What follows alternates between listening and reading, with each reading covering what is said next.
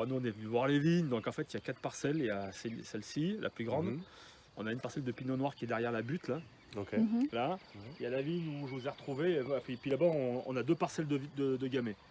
Donc en fait il y avait 4 hectares de vignes et du coup on est venu voir les vignes, puis il y avait cette parcelle, elle est magnifique quoi. C'est des vignes qui ont 20 ans, ça fait 2 hectares, c'est beau comme tout quoi. Et du coup comme nous on avait ce projet de vouloir s'associer quoi, avec Audrey, du coup on lui a dit bah écoute on t'achète la vendange, une seule condition c'est que tu nous vendes les vignes.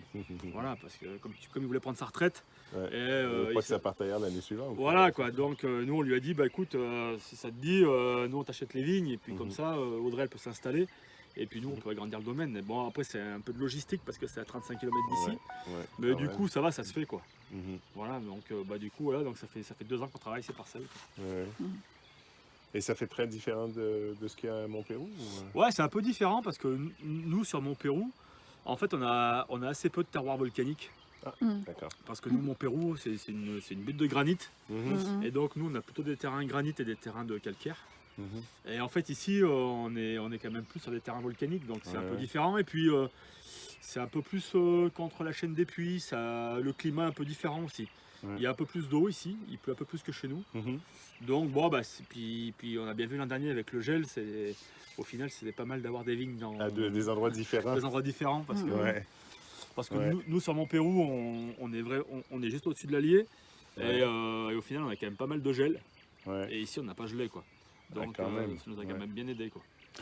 So there's no frost here. Yeah, but it rains more. It rains more here, yeah. Okay. But he was saying it's kind of nice to hedge your bets and have things in different places. Ça fait des conditions différentes, c'est sûr. Ouais, voilà, quoi. C'est vrai que ça demande quand même de s'organiser pour travailler parce que si on part traiter tout ça, pareil ici, il faut pas qu'il pleuve, enfin voilà. Mais bon, voilà, bon, on a trouvé cette opportunité là, donc c'est des jolis terroirs, c'est intéressant à faire.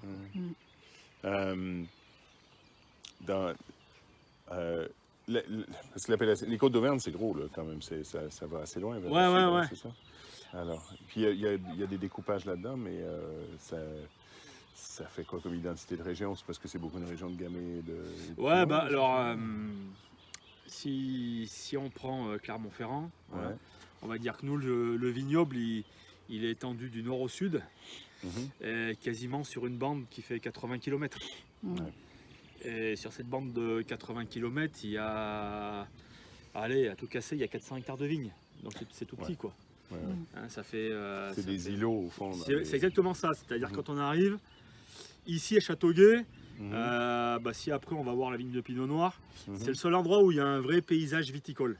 Après partout ailleurs, ça devait être des petits îlots de 3-4 hectares disséminés, qui souvent sont à flanc de coteaux, donc c'est même pas visible des fois de la route. Donc c'est vrai que les gens des fois ils disent ah ouais mais il y a du vin en Auvergne et voilà, donc c'est tout petit quoi. C'est assez disparate. Et donc dans cette appellation Côte d'Auvergne, le cépage principal c'est le gamay. C'est le gamay, ça a toujours été le gamay avec le pinot noir, qui a été assez développé, qui a 100 ans c'était un petit peu arrêté parce que quand le vignoble chez nous s'est beaucoup développé, le gamay est un peu plus facile à produire. Et puis aujourd'hui voilà, c'est de nouveau gamay pinot noir. Après en blanc on a un peu de chardonnay. Voilà. Et nous, parallèlement, on a planté aussi, on a des syrahs. Nous, on a planté des premières syrahs il y a 15 ans. Et puis là, on a planté des aligotés aussi il y a 2 ans. Mais ça, c'est EGP Ouais, voilà, c'est même pas sur le vin de France parce que je sais que l'aligoté, il est même pas autorisé en IGP. Même pas en IGP. Parce que nous, l'IGP, ça dépend de l'IGP du Val-de-Loire. Et en fait, le cépage, l'aligoté, il est pas dans la liste des cépages du Val-de-Loire. C'est bon.